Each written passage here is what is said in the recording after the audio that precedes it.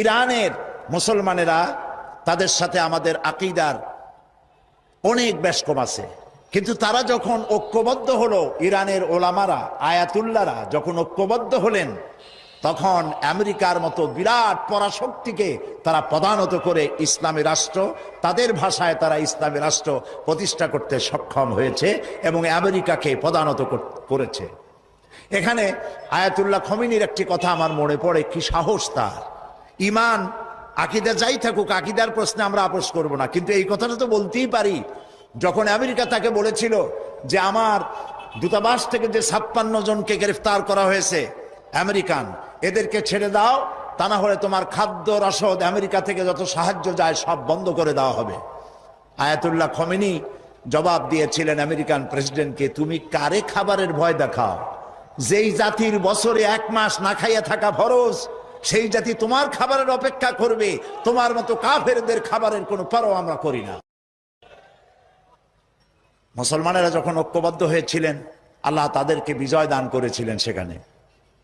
ঠিক এমনি করে পাকিস্তানে যখন সর্বশ্রেণীর ওলামায়ে কেরাম মুত্তাহিদায়ে আমল, মজলিস মুত্তাহিদায়ে আমল এ নাম করে যখন একটি সংগঠন কায়েম করলো, সমস্ত ফিরকার মক্তবায়ে খেয়ালের সমস্ত আলেমরা যখন ঐক্যবদ্ধ হলো, পৃথিবীকে অবাক করে দিয়ে ইসলামী শক্তি সেখানে বিজয় লাভ করলো। ঠিক অনুরূপভাবে বাংলাদেশ বিগত সরকার এইখানে অত্যাচার করেছে আলেমদের উপরে, এবং সবচাইতে বেশি দুশ্মনী করেছে তারা আলেমদের সাথে। আলেমরা ছিল তাদের জীবনের দুশ্মন। যে কবি তার কবিতার মধ্যে লিখেছে, ফজরের নামাজ যখন, ফজরের আজান যখন শুনি, মনে হয় যেন বেশ্যা তার খরিদ্দার ডাকতেছে। নওজুবিল্লাহ। ইতিহাস সাক্ষী, সেই ব্রিটিশ খেদাও আন্দোলন থেকে শুরু করে 2001 সালের 1 অক্টোবরের নির্বাচন পর্যন্ত ওলামারা যেখানে ঐক্যবদ্ধ হয়েছে সেখানেই বিজয় এসেছে। আমরা লক্ষ্য করে দেখেছি, আফগানিস্তান যুদ্ধ করলো রাশিয়ার সাথে।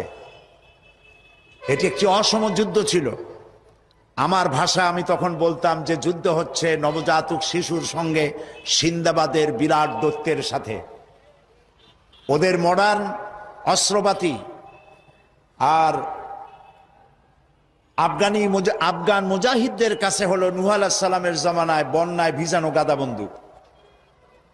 এই দিয়ে তারা লড়লেন। সেই লড়াইয়ে দেখা গেল রাশিয়ার মতো বিশাল দৈত্য কুপকাত হয়ে গেল, আর আল্লাহ তাআলা আফগান মুজাহিদিনদেরকে জিতিয়ে দিলেন। কেন দিয়েছিলেন? কারণ যুদ্ধ যখন লাগলো তখন সবাই পালানো শুরু করলো। ওই দেশটা জঙ্গল আর পাহাড় দিয়ে ভরা, সব পাহাড়ে জঙ্গলে সব পালাতে শুরু করলো। পালায় গিয়ে দেখলো ওলামারা সব এক জায়গায় এসে গেছে। ওই সব ওলামা যারা একজন আর একজনকে দেখতে পারে না, দেখলেই রুমাল দিয়ে মুখ ঢাকে, সালাম দিলে জবাব দেয় না। ফতোয়া দিয়েছিল সে কাফের 5 কারণে, উনি কাফের 3 কারণে, আর উনি কাফের 17 কারণে। এদেরকে যারা কাফের না মনে করে তারাও কাফের। আর ওই সব কাফের মরে গেলে তাদের কবরের উপর যে ঘাস হয়, সেই ঘাস যে গরুতে খায় সে গরুও কাফের। এই রকমের ফতোয়াবাজি যারা করছিল, তারা পাহাড়ে জঙ্গলে সব একজনের সঙ্গে আর একজনের দেখা হয়ে গেল, সালাম করলো, কোলাকুলি করলো। ব্যাপারটা ছিল এরকম, একজন বলছিল যে আমার ছেলেরা গেল মামু বাড়ি, মেয়েরা গেল নানা বাড়ি, বউ গেল তার বাপের বাড়ি, আমি গেলাম আমার শ্বশুর বাড়ি, যাই দেখি আমরা সব এক জায়গায়। এখন জঙ্গলের ভিতরে গিয়ে আলেম ওলামা, সুন্নি বেদাতি, এইটা সেইটা সব এক জায়গায় হয়ে গেছে, কোলাকুলি শুরু হয়েছে। বলল যদি এই কোলাকুলি আগে করতাম তাহলে তো রাশিয়ার ভূত আমাদের ঘাড়ে চড়তে পারতো না। সুতরাং 9 বছর যুদ্ধ চললো। এই 9 বছরের অসম যুদ্ধে ওলামাদের ঐক্যের কারণেই আল্লাহ পাক আফগানের মুসলমানদেরকে ইসলামী রাষ্ট্র প্রতিষ্ঠার সুযোগ করে দিয়েছিলেন। আবার যে পতন ঘটলো, তাও মুজাহিদ আলেমদের মধ্যে যখন তাফরিকার সৃষ্টি হলো, ইখতিলাফ তৈরি হলো, একে অপরকে সন্দেহ করলো, দেখতে পারলো না, ভালো লাগলো না, সালাম কালাম করলো না, আবার কপাল পুড়লো, আবার বুশ এসে এদের হুশ নষ্ট করে দিল। আফগান আবার চলে গেল আরেকজনের দখলে।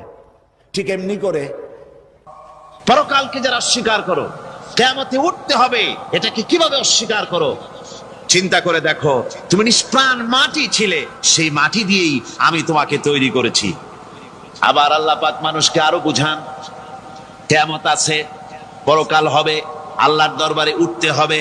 আলাম ইয়াকুনু ফাতাম মিন মানিজ্জিয়ুমনা, তুমি কি মাতৃগর্ভে নিক্ষিপ্ত এক ফোঁটা পানি ছিলে না?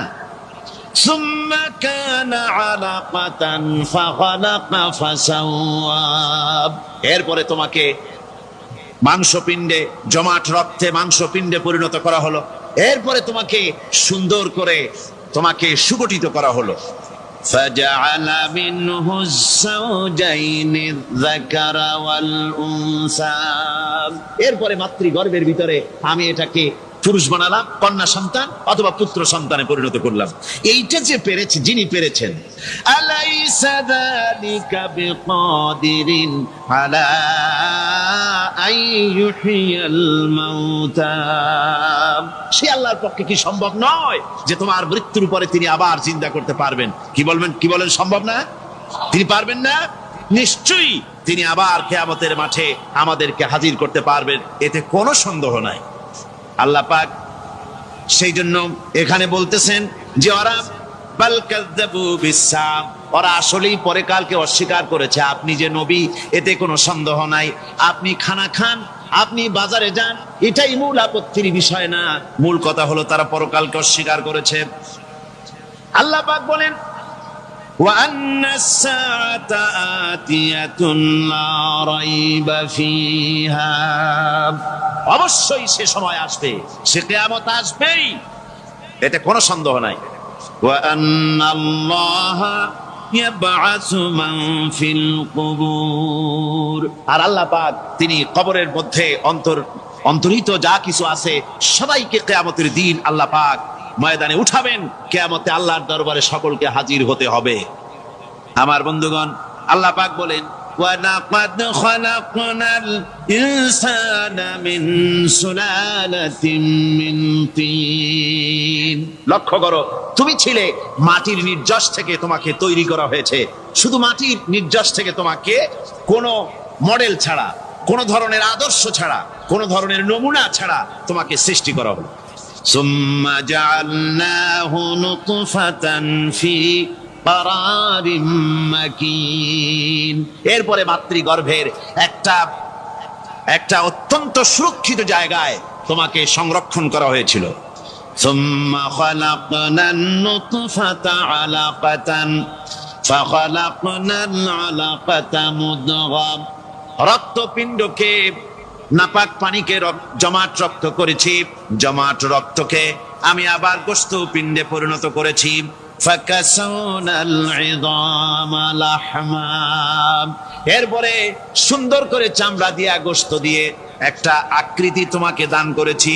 সুম্মা আনশানাহু খালকান আখারা ফাতাবারাকাল্লাহু আহসানুল খালিকিন, এরপরে সুন্দর একটা বিশেষ একটা আকৃতি দিয়ে তোমাকে আমি সুন্দর করে সুগঠিত করে তোমাকে তৈরি করেছি।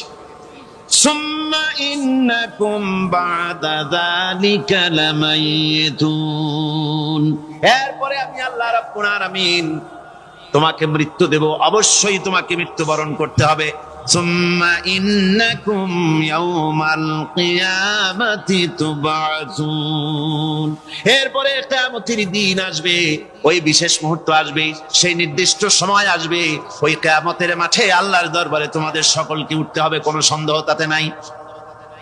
আল্লাহ পাক বলছেন وَأَعْتَدْنَا لِمَنْ كَذَّبَ بِالسَّاعَةِ سَعِيرًا, আমার এই পরকালকে, এই আখিরাতকে, কিয়ামতের দিনকে যারা অস্বীকার করবে, যারা মিথ্যা মনে করবে, আমি তাদেরকে জ্বলন্ত আগুনের শাস্তি তাদের জন্য রেখেছি। জোরে বলেন নাউজুবিল্লাহ। সেই কিয়ামত যে দিনটা আল্লাহ পাক মানুষের জন্য রেখেছেন, সেই কিয়ামতের অবস্থা বড়ই মারাত্মক। মানুষেরা তা জানে না। মানুষ যদি তা বুঝতে পারতো, জানতে পারতো, তাহলে মানুষেরা গুনাহের কাজ করতে পারতো না। আপনারা কি চিন্তা করেন, ওই যে কাফেরগুলি মক্কার জীবনে রাসূল পাক সাল্লাল্লাহু আলাইহি ওয়াসাল্লামের মক্কি জিন্দেগিতে যে সমস্ত মানুষগুলি চুরি করত, ডাকাতি করত, জেনা করত, বদমাশি করত, মানুষ হত্যা করত, এই লোকগুলি ফিরে আসলো কিসের কারণে? তাদেরকে এই আখিরাতের কথা বলা হয়েছে, এই পরকালের কথা বলা হয়েছে। কোরআন শরীফে আল্লাহ রাব্বুল আলামিন পরকালের কথা, মৃত্যুর কথা, কিয়ামতের কথা, হাসরের কথা, সিরাতের কথা, মিজানের কথা, মওতের কথা যত বলেছেন, জান্নাতের কথা যত জায়গায় যতগুলা বলেছেন, সবগুলি আয়াতে কারিমা যদি এক জায়গায় করা যায় তাহলে পুরা কোরআন শরীফের 1/3 10 পারার সমান হবে। জোরে বলেন সুবহানাল্লাহ। যেহেতু পরকালের চিন্তা ছাড়া মানুষের জীবন পরিচ্ছন্ন হতে পারে না, সুন্দর হতে পারে না, অপরাধ মুক্ত হতে পারে না। আল্লাহ পাক বলেন সেই দিনটি বড়ই ভয়ানক, বিপজ্জনক। ওই দিনটির ব্যাপারে আল্লাহ পাক তার বান্দাদেরকে সতর্ক করে দিয়েছেন, বান্দারা সতর্ক হয়ে যাও, এইভাবে দিন যাবে না, কিয়ামত আসবে। আর ওই কিয়ামত এত মারাত্মক হবে, আল্লাহ সতর্ক করছেন বান্দাদেরকে, ইয়া আইয়ুহান নাসুত্তাকু রাব্বাকুম ইন্না যালজালাতাস সাআতি শাইউন আযীম। হে মানব সকল, আত্মরক্ষা করো খোদার গজব থেকে, আল্লাহর গজব থেকে আত্মরক্ষা করো। ইন্না যালজালাতাস সাআতি শাইউন আযীম, সেই কিয়ামতের সেই কম্পন খুবই মারাত্মক, খুবই ভয়াবহ কম্পন সৃষ্টি হবে সেদিন। ইয়াউমা তারাউনাহা তাযহালু কুল্লু মুরদিআতিন আম্মা আরদাআত। সেদিন দেখতে পাবে স্তন্যদায়িনী মা, যে মা তার সন্তানকে দুধ দেয়, ওই মাও তার দুধের বাচ্চার কথা ভুলে যাবে, মনে থাকবে না। আল্লাহ রাব্বুল আলামিন বলেন, وَتَضَعُ كُلُّ ذَاتٍ حَمْلٍ حَمْلَهَا। গর্ভধারিণী। আর আপনার মোবাইলের স্পিকার দিয়ে হোক 1 ঘন্টা 1.5 ঘন্টা 30 মিনিট যাই হোক, লম্বা লম্বা তেলাওয়াত ঘরের মধ্যে ছেড়ে দিয়ে চুপচাপ শুনবেন, শুয়ে থাকবেন ছেড়ে দিয়ে। বাচ্চা ঘুমায় না, ঘরের মধ্যে তেলাওয়াত চালায় দেন, দেখবেন এই তেলাওয়াতের বরকতে আল্লাহ তাআলা শয়তানের সবগুলো জাদুর গিট্টু কেটে দিবে, শয়তানের সবগুলো বান আল্লাহ তাআলা অকেজ করে দিবে। এবং তেলাওয়াতের বরকতে, কোরআনুল কারীম তেলাওয়াতের বরকতে, আল্লাহর ইসমে জাতের নামের বরকতে ঘরের থেকে শয়তান এবং শয়তানের সকল প্রতিক্রিয়া আল্লাহ তাআলা দূর করে দিবে। প্রতিদিন যদি কেউ বাসায় এই কাজ করে, বিশেষ করে যেই মহিলার বাচ্চারা রাতে ঠিক মতো ঘুমায় না, আপনি অ্যাপ্লাই করেন, প্রতিদিন বাচ্চার মাথার করে আপনি এটা ছেড়ে দেন, দেখবেন আপনার বাচ্চা সবার আগে ঘুমাবে। কোরআনের বরকত। বাইরে কোরআন আল্লাহ আমাদের দিয়েছেন, আমরা ব্যবহার করবো না কেন, আমরা আমল করবো না কেন? যাই হোক, অনেক কথা বলেছি, নির্দিষ্ট বিষয়বস্তুর ভিতরে থেকে শেষে কিছু পরামর্শ এবং আমলের কথা বলেছি। কেউ যদি কষ্ট পেয়ে থাকেন, আল্লাহ তাআলা ভুল কথাগুলো ক্ষমা করে ভালো কথাগুলোর উপরে আল্লাহ আমাদের সকলকে আমলের তৌফিক দান করেন। সকলে বলেন আমিন। কি আপনারা কষ্ট পেয়েছেন নাকি? খুশি আপনারা? কারা কারা খুশি? নারায়ে তাকবীর। দুই হাত উঁচু করেন, সবাই হাত উঁচু করেন। নারায়ে তাকবীর, নারায়ে তাকবীর। বলেন বিসমিল্লাহ। আরেকবার বলেন, আরেকবার বলেন। পকেটে হাত দেন, 3 বারের বিসমিল্লাহ, বরকত বেশি। 2 হাত পকেটে হাত দেন। শীতকালে পকেট অনেকগুলো, যেই পকেটে টাকা ওই পকেটে হাত দেন। মাদ্রাসার জন্য যার কাছে যা আছে শেষ সম্পদটুকু দান করে দিয়ে যান। যার কাছে যা আছে, রিক্সা বাড়ি হেঁটে যাবে না, দেওয়া হয়ে গেছে, টাকা সব দেওয়া হয়ে গেছে, যাক দেওয়া হয়ে গেছে যেহেতু আর কি দিবেন, দোয়া দিয়ে। আর যার কাছে আছে শেষটুকু দিয়ে দেন। ছাত্ররা একটু পেছনের দিক থেকেও কেউ যাও, এক জায়গায় যাইও না, ছড়ায় ছিটায় যায়। মহিলা প্যান্ডেলে যারা দায়িত্বে আছেন, মা বোনেরা আপনারা একটু দানে এগিয়ে থাকেন। মন্দির খুলে দেন, মাদ্রাসার কাজ কাম শুরু হবে, আপনারা মন্দির খুলে দান করেন। আর এই প্যাকেটওয়ালা যারা দান নিতেছে, তোমরা এখান থেকে চলে যাবো দোকানপাটে, আরো আগে যাওয়া হয়েছে কমপ্লিট, ও জায়গায় ভুল করে না। দোকানপাটে বহুত ব্যবসা, ওই দোকানের লোক সব আপনি এরকম মাঠ আরো বড় লাগতো, এত লোক এই মাহফিলের দোকানপাটে আসে, আর দোকানদারেরাও এত আসে, মাশাআল্লাহ। আচ্ছা যাক, আমি চাই না যে কারোর ব্যবসা ক্ষতি হোক, কিন্তু সবকিছুর লিমিটের ভিতরে থাকা দরকার। একটা নির্দিষ্ট এরিয়ায় মানে মাহফিলের থেকে আমরা গাড়ি নিয়েই ঢুকতে পারি না, এত পরিমাণ রাস্তার অবস্থা। ওনারা ব্যবসা করুক, সমস্যা নাই, কিন্তু নির্দিষ্ট একটা টাইম আমি একটু পরামর্শ দিয়ে দেয়। দোকানদাররা দোকানদারিও করুক, মাহফিলারা মাহফিলও করুক, একটা টাইম দিয়ে দেন যে প্রধান বক্তার বয়ানের আগ পর্যন্ত দোকানদারি চলবে এবং নির্দিষ্ট দূরত্ব পর্যন্ত চলবে। প্রধান বক্তার বয়ান শুরু হয়ে যাবে, দোকানদারেরাও দোকান থেকে মাহফিল শুনতে আসে, এরকম সিস্টেম করেন, তাহলে ওর ব্যবসাও হলো, আমাদের ওয়াজও হলো, শেষে কালেকশন হলো, সবই হলো। ঠিক আছে না? ওনারা শেষে আবার ব্যবসা করবে। প্রধান বক্তার বয়ানের টাইমে কোনো দোকানদারি চলবে না। দোকানে যদি বসেও থাকে, দোকান বন্ধ করে বসে থাকবে, স্বেচ্ছাসেবক লাঠি নিয়ে করবে, খবরদার। ঠিক আছে না? ওনাদেরটাও হোক, ওনাদের আশা বন্ধ হবে না আমিও চাই না। ওনারা একটু সারা বছর বক্তাদের মতো সিজনের অপেক্ষায় থাকে আর কি, ওনাদেরও এটা ইনকাম সোর্স। ব্যবসা করুক, ভালো জিনিস বেচুক, মাহফিলের ডিস্টার্ব না হোক। যাই হোক, অনেক কথা হয়েছে, টাকা পয়সা যারা দিয়েছে আল্লাহ তাদেরকে রাজা খায়। গুজরাট কিছু বলবে বাড়িওয়ালা পুরান গজলের কথা দিয়ে দেবো। আচ্ছা, কোরআন হইলেও ভালো, ঠিক আছে। তবে আপনাদের জন্য সুসংবাদ, এর আগে বলেছি কিন্তু হয়নি। এখন ইনশাল্লাহ বাড়িওয়ালা ট্যুর রেকর্ড হয়ে গেছে অলরেডি, ইনশাল্লাহ শুটিং বাকি আছে, অডিও হয়ে গেছে। রমজানের আগে ইনশাল্লাহ এটা রিলিজ হবে। আর না না, ওটা রিলিজের আগে আমাদের শরীয়তে নেই, এটা রিলিজের আগে কোনো গজল শোনানো, এটা আমাদের শিল্পীদের শরীয়তে ওটা হারাম, শোনানো যায় না। আর আরো সুসংবাদ হলো, আমার বাড়িওয়ালা ওয়ান যেটা আপনারা শুনতে চান, এটাও আমার নিজের চ্যানেলেই প্রায় 10 কোটি মানুষ দেখেছে, আলহামদুলিল্লাহ। আল্লাহ যদি কবুল করেন ইনশাআল্লাহ 100 কোটি ছাড়াবে বলে আমরা আশাবাদী। প্রত্যেক দিন প্রায় 3 লক্ষ নতুন মানুষ এই গজলটা দেখে। তো এটা আমাদের ইসলামী সঙ্গীতের জন্য সফলতা। আল্লাহ আমাদেরকে যেন সেই দিনের খেদমতে আমাদের কণ্ঠকে আল্লাহ যেন কবুল করেন বলি আমি। চোখের পলকে তুমি হতে পারো লাশ, চিরতরে বন্ধ হবে তোমার নিঃশ্বাস। চোখের পলকে তুমি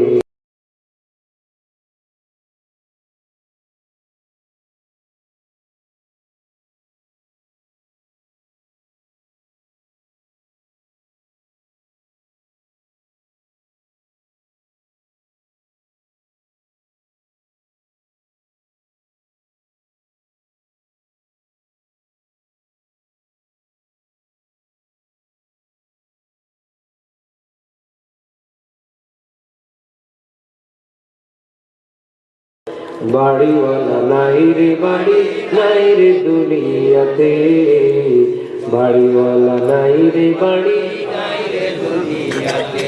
তোমার ভয় থাকতো মানুষ ছিল বাহাদুরি, ভাবনি হাওয়ায় ওড়া তুমি যে রঙিন ঘুড়ি। তোমার ভয় থাকতো মানুষ ছিল বাহাদুরি, ভাবনি হাওয়ায় ওড়া তুমি যে রঙিন ঘুড়ি। সুতোয় টান দিলে মালি ও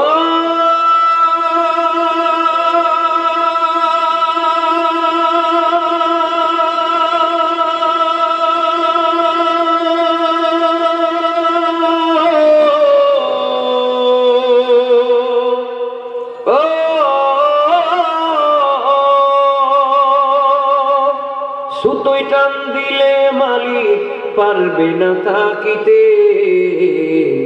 বাড়িওয়ালা নাই রে বাড়ি, নাই রে দুনিয়াতে, বাড়িওয়ালা নাই রে বাড়ি, নাই রে দুনিয়াতে, বাড়িওয়ালা নাই রে বাড়ি, নাই রে দুনিয়াতে, বাড়িওয়ালা নাই রে বাড়ি। গাড়ি বাড়ি মিল ফ্যাক্টরি টাকার পাহাড়, বিলাসিতায় কেটেছে জনম কত অহংকার। গাড়ি বাড়ি মিল ফ্যাক্টরি টাকার পাহাড়, বিলাসিতায় কেটেছে জনম কত অহংকার। দামি কাপড় ছেড়ে হবে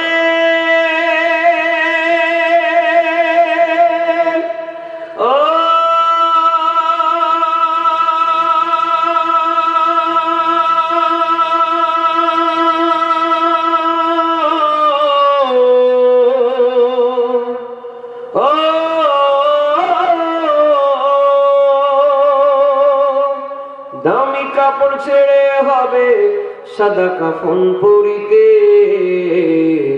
বাড়িওয়ালা নাই রে বাড়ি নাই রে দুনিয়াতে, বাড়িওয়ালা নাই রে বাড়ি নাই রে দুনিয়াতে। চোখের পর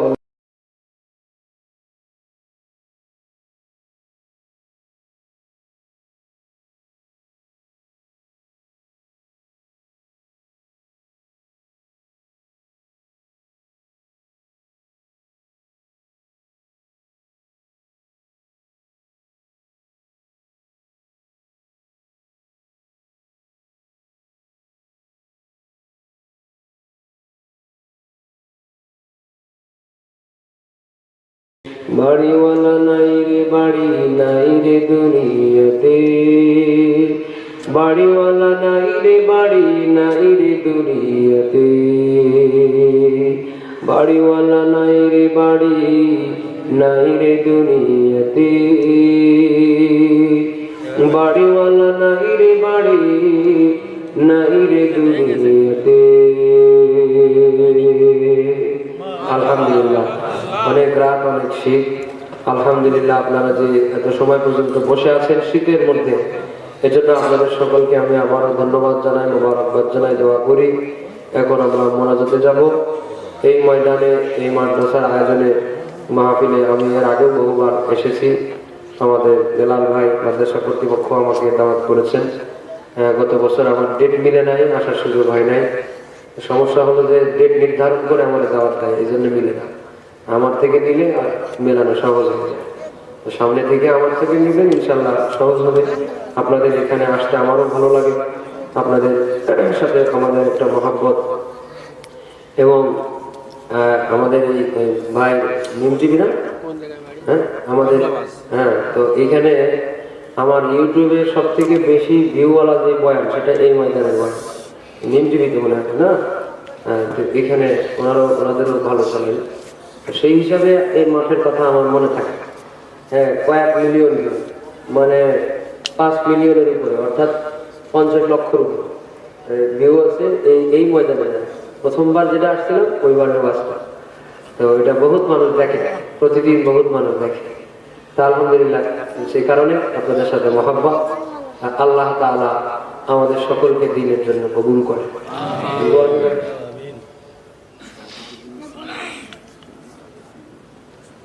আচ্ছা, সভাপতি সাহেবের স্ত্রী কিছুদিন আগে ইন্তেকাল করেছেন। একজন আছে অসুস্থ, সবার জন্য দোয়া হয়। ইস্তেগফার পড়ে আস্তাগফিরুল্লাহ রাব্বি ওয়া আতুবু ইলাইহি, লা হাওলা ওয়ালা কুওয়াতা ইল্লা বিল্লাহিল আলিয়্যিল আযীম। আস্তাগফিরুল্লাহ রাব্বি মিন কুল্লি যামবি ওয়া আতুবু ইলাইহি, লা হাওলা ওয়ালা কুওয়াতা ইল্লা বিল্লাহিল আলিয়্যিল আযীম। اللهم صل على سيدنا ونبينا وشفيعنا وحبيبنا ومولانا محمد صلى الله عليه وعلى آله وأصحابه وبارك وسلم. الحمد لله رب العالمين، والصلاة والسلام على رسوله الكريم. ربنا ظلمنا أنفسنا وإن لم تغفر لنا وترحمنا لنكونن من الخاسرين. ফেলিয়ে না দিও মাবুদ, ফেলিয়ে না দিও, গুনাহ যত করেছি ক্ষমা তুমি করিও। আয় আল্লাহ, মুহাম্মদিয়া হিফজুল কোরআন মাদ্রাসা নদী শঙ্করপুরের আয়োজনে আজকের 13তম ওয়াজ মাহফিল শেষ করে আমি তোমার এক গুনাহগার বান্দা, গুনার বোঝা মাথায় নিয়ে গভীর রজনীতে তোমার পেয়ারা বান্দা বান্দীদের সাথে নিয়ে দুইটা হাত উত্তোলন করেছি। জেনে না জেনে, ইচ্ছা নিশ্চয়, প্রকাশ্য গোপন, ছোট বড় বহু গুনাহ আমরা করেছি। আল্লাহ, বান্দা হিসাবে আমরা ভুল করেছি, আমরা গুনাহ করেছি। মালিক মাওলা হিসাবে তুমি আমাদের গুনাহগুলো মাফ করে দাও। জানি না কবে এই দুনিয়ার মায়া ত্যাগ করে অন্ধকার কবরে চলে যাওয়ার ডাক চলে আসে। আল্লাহ, বেঈমানের মতো মরণ থেকে আমাদের হেফাজত করে দাও। ইমানদারের মতো মরণ আমাদের সবাই দান করে দিও।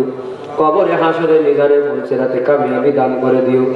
আপনজন হারানোর ব্যথা নিয়ে যারা হাত উত্তোলন করেছি, যার মা নাই, যার বাবা নাই, মা হারা, বাবা হারা, এতিম সন্তানেরা আমার সঙ্গে হাত উঠেছে, আল্লাহ শ্বশুর শাশুড়ি, দাদা দাদি, নানা নানি, আপনজন, স্বামী স্ত্রী, ময় মুরব্বী, পাড়াপড়শি, পরিবারের মানুষ, আত্মীয় স্বজন, বন্ধুজন, উস্তাদ, শাগরিদ, আল্লাহ যার জন্য দোয়া করে, কে কার জন্য দোয়া করে, আল্লাহ তুমি অন্তর্যামী, তুমি জানো আল্লাহ।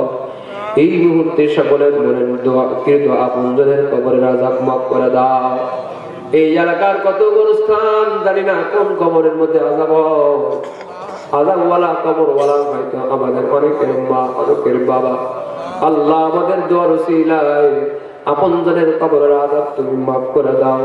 তামাম দুনিয়ার সমস্ত মুমিন নর-নারীর কবরের আযাব মাফ করে দাও। সভাপতি সাহেবের স্ত্রী ইন্তেকাল করেছে, কবরের আযাব মাফ করে দাও। আয় আল্লাহ, বিশেষ করে গত 2 দিন আগে বাংলাদেশের সাবেক প্রধানমন্ত্রী বেগম খালেদা জিয়া ইন্তেকাল করেছেন, আমরা তার জন্য দোয়া করি। মানুষ হিসেবে যদি ভুল হয়, ভুল ক্ষমা করে তার কবরকে জান্নাত বানায় দাও। বাংলাদেশের বীর হাদি, শহীদ হাদি শাহাদাত বরণ করেছে, তুমি তার শাহাদাতের মাকাম দান করে দাও। তাদের পরিবার, তার পরিবার পরিজনদের তুমি উত্তম অভিভাবক হয়ে দাও। তামাম পৃথিবীর সমস্ত মুসলমানের কবরের আযাব মাফ করে দাও। আয় আল্লাহ, বেনামাজি মানুষদের নামাজি বানায় দাও, বেপর্দানিশী মানুষের পর্দানিশী বানায় দাও, হারাম থেকে বেঁচে থেকে হালাল উপার্জনকারী বানায় দাও। টেনশন, পেরেশানি, বালা মুসিবত মুক্ত জিন্দেগি দান করে দাও আল্লাহ। অসুস্থ ব্যক্তিদের সেবায় আজলা কুল্লিয়া কামিলা দান করে দাও। অসুস্থ একজনের জন্য দোয়া চেয়েছে আল্লাহ, কতজনের মনে দোয়া আছে আল্লাহ। নিজেরাও অনেকে অসুস্থ, কতজনের আপনজন হাসপাতালে, বাড়ির মধ্যে অসুস্থ, আল্লাহ তাদেরকে তুমি সেবায় আজলা কুল্লিয়া কামিলা দান করে দাও। আয় আল্লাহ, ঋণ মুক্ত, অভাব মুক্ত, সচ্ছলতার জিন্দেগি দান করে দাও। একে অপরের মধ্যে মিল মুহাব্বত ওয়ালা জীবন দান করে দাও আল্লাহ। এই মাহফিলকে এলাকাবাসীর নাজাতের ওসিলায় শরীক কবুল করে দাও। এলাকার বহুত মানুষ আজকের এই মাহফিলের জন্য সবর করেছে। আয় আল্লাহ, বহুত বাড়ির মানুষেরা মাই করে আওয়াজ, তারপরেও মাহফিলের জন্য সহযোগিতা করেছে। আয় আল্লাহ, ঘুমানোর কষ্ট তারপরেও মেনে নিয়েছে আল্লাহ। মাহফিলের জন্য তাদের এই ত্যাগ তুমি নাজাতের ওসিলা হিসেবে কবুল করে নাও আল্লাহ। টাকা দিয়ে, অর্থ দিয়ে, পয়সা দিয়ে সহযোগিতা করেছে, জায়গা দিয়ে, পরামর্শ দিয়ে আল্লাহ তাদের সকলকে তুমি উত্তম প্রতিদান দান করে দাও। বিশেষ করে মাদ্রাসার জন্য যারা দান করেছে, তাদের নিয়োগ করেছে, সবাইকে তুমি জাযায়ে খায়ের দান করে দাও। কমিটির সদস্যদের কবুল করে নাও, উস্তাদদের খেদমত কবুল করে নাও, ছাত্রদের জেহেন যাকাত বাড়ায় দাও, হক্কানি হাফেজ আলিম হিসেবে কবুল করে নাও। আয় আল্লাহ, সবার মনের নেক দোয়াগুলো তুমি কবুল করে নাও। পর্দার আড়ালের মা বোনেদের দোয়াগুলো তুমি কবুল করে নাও। মুসলমানের বাংলাদেশ তুমি কোরআনী শাসনের বাংলাদেশ বানায় দাও। জীবনে একবার মক্কা মদিনা জিয়ারতের তৌফিক আমাদের দান করে দাও। সারা পৃথিবীর জালিমদের তুমি ধ্বংস করে দাও। আয় আল্লাহ, মুসলিমদের